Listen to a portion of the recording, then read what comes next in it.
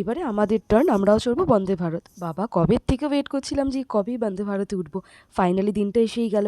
আর এই আনন্দ, বাপ রে বাপ, কি নাচ দেখো বন্দে ভারতের সামনে। আমার ট্রেনে উঠে লাগেজ রেখে আগেই কিন্তু কয়েকটা ফটোশ্যুট করে নিয়েছি। আর ঢুকিয়ে থাকো কত লাইন, কারণ সবাই এখানে যে যার লাগেজপত্র রাখছিল তার জন্য। তারপর কি নিজের সিটে বসে পড়লাম আর ট্রেনও চালু হয়ে গেল। আর এখানে না আমার একটা ব্যক্তিগত মতামত আছে, তোমরা পারলে না পার পার্সন দুটো করে ব্যাগ ক্যারি করো, মানে একটা বড় ব্যাগ একটা ছোট ব্যাগ, যাতে তোমাদেরই সুবিধা হবে, সেটা গেলেই বুঝতে পারবে। আর এখানে তো আমি নিজেকে দেখাবো না এমনকি একবারও হতে পারে। ওঠার সাথে সাথেই দিয়ে দিয়েছিল একটা জলের বোতল। তারপর একটুখানি ওয়াশরুমও তোমাদের দেখিয়ে দিলাম। আর এইদিকে বিকিতা বন্দে ভারত উঠেছে বলে আনন্দে নাচতে শুরু করে দিয়েছে। তারপরে আর কি আমাদের বিকেলে স্ন্যাক্স চলে এলো। আর স্ন্যাক্সে ছিল বিকাজির চিড়া ভাজা, তার সাথে ছিল হচ্ছে কি বলে খাস্তা কচুরি, এটাকে আমরা চিড়বাদাম বলে থাকি। আর ছিল হচ্ছে চা। এদিকে ছিল হচ্ছে তোমার স্যানিটাইজার, আর সাথে দিয়েছিল একটা ওয়েট ওয়াইপস। আরও ডিটেলসে জানতে হলে তোমরা আর একটু ওয়েট করে যেও, বড় ব্লগ খুব তাড়াতাড়ি আসছে। তারপর আর কি খাবার সামনে, আর আমি খাবো না, হতেই পারে না, অ্যাজ ইউজুয়াল খাস্তা কচুরি বের করে সসটা তার উপরে দিয়ে দিলাম একটা বাইট।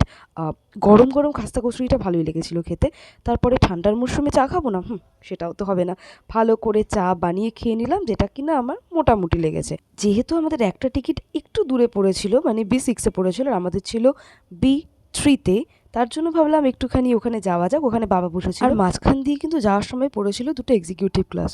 আমি আর মনীষ বলাবলি করছিলাম এরপরে যদি কোথাও যাই কোনো না কোনো সময় তো এটার টিকিট বুক করবোই আমরা অবশ্যই। তারপরে আর কি সানসেট এনজয় করতে করতে সন্ধে হয়ে এলো। আর ঠিক বোলপুর ক্রস করতে করতেই আমাদের চলে এলো রাতের গরমাগরম ডিনার। তাতে ছিল গরম গরম ভাত, ছিল ডাল, এদিকে ছিল হচ্ছে দুটো চিকেন কারি, এদিকে হচ্ছে তোমার ছিল আলু ভাজা, আর এদিকে ছিল হচ্ছে পরোটা। তার সাথে দিয়ে দিয়েছিল টক দই, আর লাস্ট পাতে ছিল আইসক্রিম।